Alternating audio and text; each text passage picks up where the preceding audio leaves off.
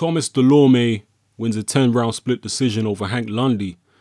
This was a typical Lundy loss because most of Lundy's losses have been in fights which he could have conceivably won.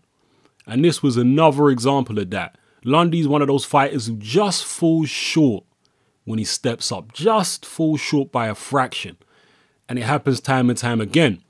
And in this fight, if he just started walking Thomas Dulorme back, walking him down, earlier in the fight, he could have won this fight because Dulorme did not have the will that Lundy had. Dulorme's got nice boxing skills from long range. He's a tall guy at the weight, punches pretty good, especially with the right hand.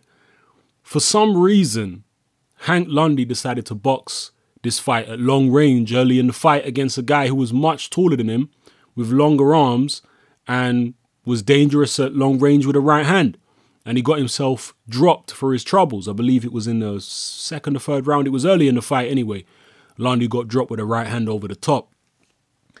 And after that, he pushed Dulorme back sporadically in small sections during the fight. And he was effective. Dulorme's whole body language changed whenever Lundy was pushing him back and walking him down and bullying him. But then he'd take his foot off the gas and let Dulorme start boxing again at long range, and he'd get clipped with some good shots. It wasn't until the mid to late rounds when Lundy really started consistently pushing Dulorme back after a lot of encouragement from his corner, after his corner were really telling him, look, you got to walk this guy down, you got to stay on him. To me, it seemed very evident. It seemed self-evident. It should have been self-evident that he needed to walk the guy down because Dulorme's whole body language changed whenever he walked him down, and he was ineffective on the back foot. So I've got no idea how Lundy couldn't see that being in there with him. A fighter is supposed to be able to read his opponent's body language and know when his opponent is feeling uncomfortable. But inexplicably, Hank Lundy couldn't.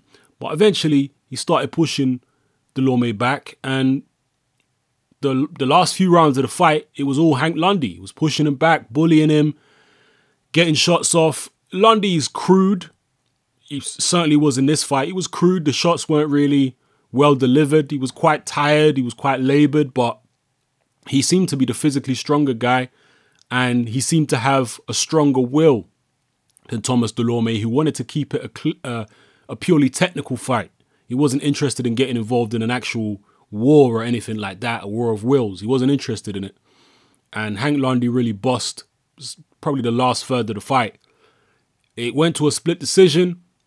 I can't argue with a split decision win for Thomas Dulorme. I thought at least one of the cards was a bit too wide, but it was the right result, I think.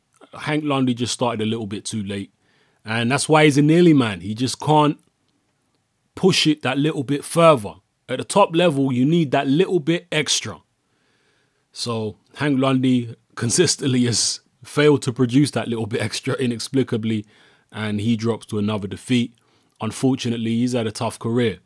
Thomas Dulorme, he's an interesting fighter, but doesn't strike me as a star personally. I don't think he's really got, and again, I'm going to say it, the will.